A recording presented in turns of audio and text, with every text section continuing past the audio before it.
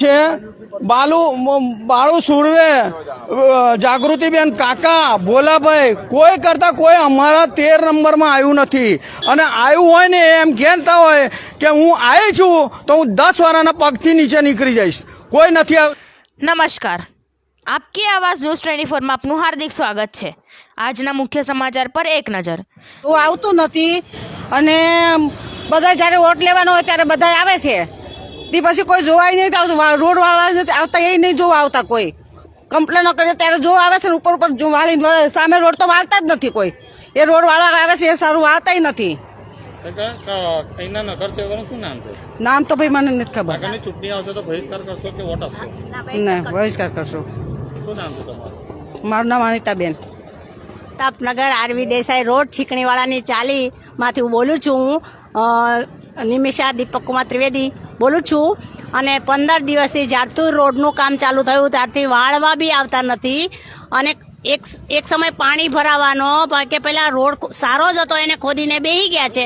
અને ગટર લાઈન કર્યા વગર, પાણી ભર્યા વગર પાણી તો આવતું જ નથી. ઘરમાં 10 માણસ હોય તો 10 માણસને પાણી પીવા તો જોઈએ ને એટલું નથી આવતું. નાવાની વાત તો ઠીક છે, પછી ક્યાંથી બૈરા આમથી આમ કરીને લાવે.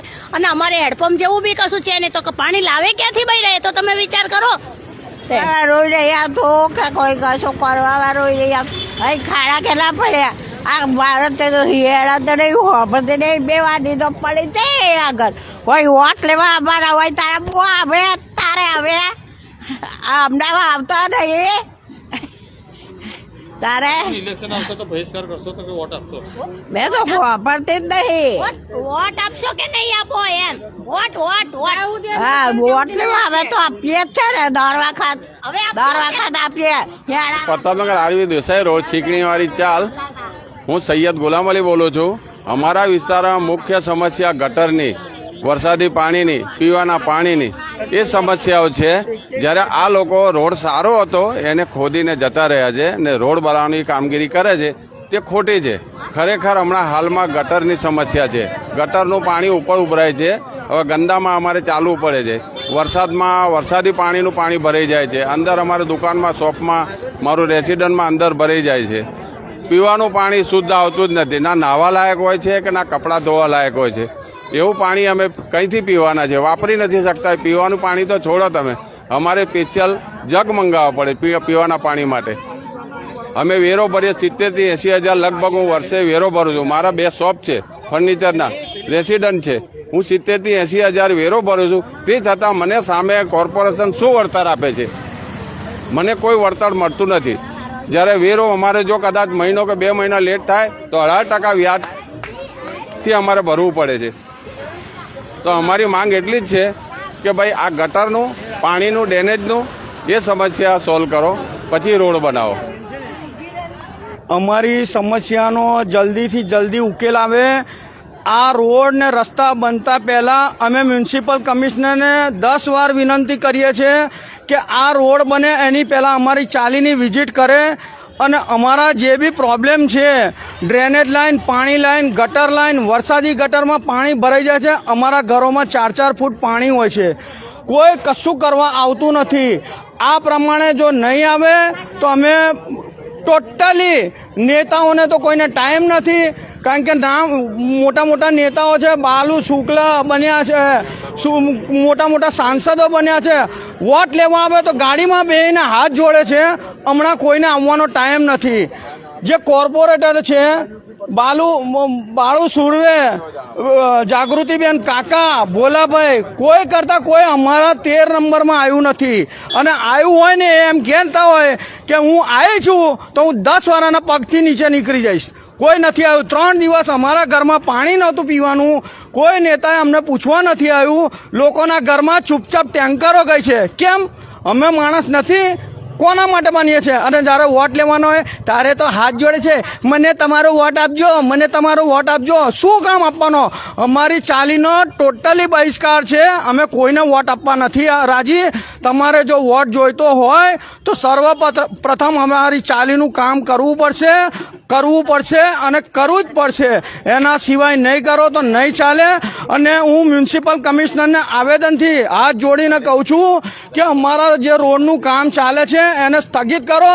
પહેલાં વરસાદી લાઈન, ગટર લાઈન, ડ્રેનેજ લાઈન, પીવાના પાણીની લાઈન બધી ક્લિયર કરાવો, ત્યાર પછી જ અમારું તમે રોડ બનાવો એવી અમે એમને વિનંતી કરીએ છીએ. મારું નામ દીપક ત્રિવેદી, છીકણીવાળાની ચાલી. વડોદરા શહેરની અંદર વડોદરા મહાનગરપાલિકાના રોડ પ્રોજેક્ટની કામગીરી શંકાના ઘેરામાં છે. જે પ્રકારે રોડ બનવો જોઈએ એ પ્રકારે રોડ બન્યો નથી. સૌ પ્રથમ તો વિસ્તારની અંદર પાણી નથી, ડ્રેનેજની સમસ્યા છે, ગંદકી છે, રોડ રસ્તાની સમસ્યા છે. તો કેવી રીતે તમે ચૂંટણી લાયા? વોટ લોકોએ વોટ આલ્યા, શાના માટે વોટ આલ્યા? નગરપાલિકામાં બેઠેલા અધિકારીઓને કહેવા માંગુ છું અને 13 નંબરના જે 4 કાઉન્સિલર છે એમને કહેવા માંગુ છું, તમારું કામ શું છે? હું તમને આપકી અવાજના ન્યૂઝથી પૂછવા માંગુ છું, તમારું કામ શું છે? જો તમે રોડ રસ્તા, ડ્રેનેજની પાણીની સમસ્યાનું નિરાકરણ ના લાવી શકતા હોય તો તાત્કાલિક સાંજે રાજીનામું આપી દો. 4 કાઉન્સિલરો સાંજે રાજીનામું મૂકી દો, કમિશનરને આપી દો. તમારાથી પાયાની સુવિધાઓ જો ના આપી શકાતી હોય તો તાત્કાલિક રાજીનામા આપી દો. જે પ્રકારે અત્યારે રોડની કામગીરી ચાલી રહી છે એનો સ્પષ્ટપણે મેં વિરોધ કરું છું. કારણ કે આ જગ્યા ઉપર લોકોના ઘરોમાં 3-4 ફૂટ પાણી ભરાઈ જાય છે. એટલે તમને શરમ આવી જોઈએ રોડ બનાવતા પહેલા કે આ જગ્યાએ પાણી જો ભરાતું હોય તો પાણીના નિકાલ માટે પહેલા કોઈ વ્યવસ્થા કરવામાં આવે. જે પ્રકારે પાણીની નિકાલની વ્યવસ્થા નથી કરવામાં આવી, પાણીને લોકો સુધી પહોંચતું નથી, ડ્રેનેજની સમસ્યા છે અને રોડ બનાવે એટલે આ રોડ બની ગયા પછી પાછો ખોદી અને પાછી રૂપિયા બનાવવાનો પ્રયત્ન કરી રહ્યા છે. એનો સ્પષ્ટપણે મેં વિરોધ કરું છું. જે પ્રકારે લોકોના ઘરની બહાર, આ મારી પાછળ જો, અને આ ઘરની બહારથી નીકળે એટલે ડ્રેનેજ જોવાનું, એટલે સવારની અંદર જે કહેવામાં આવે ભગવાનના દર્શન કરવાની જગ્યાએ આ તમારા ગંદકીના, આ વિકાસના અમે દર્શન કરીએ. જે રીતે તમે વિકાસની વાતો કરો છો એ બંધ કરી દો. વિકાસ તો હું તમને બતાવું કે કેવો વિકાસ થયો છે. 2021થી 2025 જે 76 કાઉન્સિલરો બેઠા છે ને એમના એફિડેવિટ ચેક કરો એટલે તમારો જે વિકાસ છે ને એ વિકાસ ચોપડે દેખાશે. કઈ દેખાશે? ચોપડે, સ્થળ પર નહીં દેખાય. જે પ્રકારે વડોદરા શહેરની જનતા અને મારા વોર્ડ નંબર 13ની જનતા પીસાઈ રહી છે ને, હવે આવનાર સમયની અંદર આનો ઉગ્રમાં ઉગ્ર વિરોધ કરશે. અને જે પણ અધિકારી હોય, જે સાફ સફાઈના અધિકારી હોય, ડ્રેનેજના અધિકારી હોય, રોડના જ હોય, તાત્કાલિક આ ચાલીની સમસ્યા જો દૂર નહીં કરવામાં આવે તો ટૂંક સમયની અંદર ઉગ્રમાં ઉગ્ર વિરોધ થશે. હું બ્લુ લોટસમાંથી બોલું છું. આ કાયદેસર તો બંને રસ્તામાં ખોદવાનું ના હોય. એમને અમારે સ્કૂટર બી નીકળ્યું નહોતું, અમે અમારી મહેનત કરીને ચાર્જ અને પૈસા આપીને બોલાવીને આ બધું કરાવેલું છે. બરાબર છે. આ ગટરનું ને આ બધું કામ થયા વખત આ રીતના રોડ ખોદ્યું અને આ લગભગ મહિનો થવા આવ્યું. સમજો, ગયા અઠવાડિયે ભાઈ મળ્યા તો કે ના શુક્ર શનિવાર રોડ તમારો તૈયાર થઈ જશે. હવે આ કશું છે જ નહીં, કોઈ પાણીની સુવિધા બી નથી મળતી. આ કચરો લોકો અહીં બહાર ઠાલવે છે તો એના માટે એવું હોય તો તમે ડ્રમ મૂકો અહીંયા. મ્યુનિસિપાલિટીવાળાએ કે ભાઈ ગંદકી થાય રીતે તો તમે કેમેરા લગાવો. ખાલી કેમેરા લોકોને દંડ માટેના જ કેમેરા લાગેલા જેવું લાગે છે સિટીની અંદર. બાકી કોઈ બી જાતનો આપણાને વિકાસ બી જણાતો નથી. આ લોકોને જેમ બને તેમ તકલીફ કેમ વધુમાં વધુ મળે એ જ આ લોકોનો આશય જેવું લાગે છે. તો મારું નામ સરફરાજ.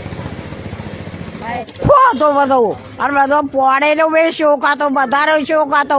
અને આજમીના રાજમાં શું છે? ગંદવેડો